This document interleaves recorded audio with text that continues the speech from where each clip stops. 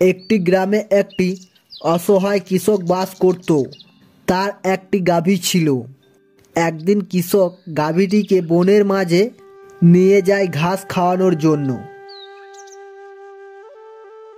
হঠাৎ তখন ওইদিকে একটি হিংস্র বাঘ আসছিল, আর বাঘটি তাদেরকে দেখে বলে, কয়দিন ধরে শিকার পাচ্ছি না, আজ তো মেঘ না চাইতেই জল, আজ এদেরকে ধরে খাবো।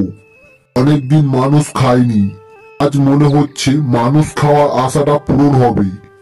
কৃষক বাঘটিকে দেখে খুব ভয় পেয়ে যায় আর খুব চিৎকার করতে থাকে, টুনি বন্ধু, আমায় বাঁচাও, আমি খুব বিপদে পড়েছি।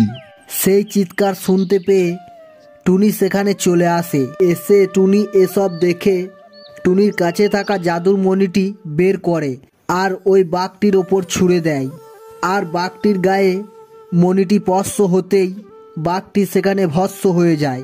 তখন কৃষক একটু শান্তি পায় আর বলে, টুনি বন্ধু, তুমি খুব ভালো, তুমি আজ আমার ও আমার গাভীর জীবন বাঁচালে, ধন্যবাদ তোমায়। সেটা শুনে টুনি বলে, বন্ধু, তুমি আমাকে শিকারীর হাত থেকে বাঁচিয়েছিলে। আমি তোমাকে বলেছিলাম না, তোমার বিপদে আমি তোমাকে রক্ষা করব। তো বন্ধুরা, এই ভিডিওটি দ্বারা এটাই শিক্ষা পেলাম যে তোমরা কখনো কারো ক্ষতি করো না, পারলে ভালো করো, তাহলে তোমার বিপদে তাকে ঠিক পাশে পাবে, বুঝেছো?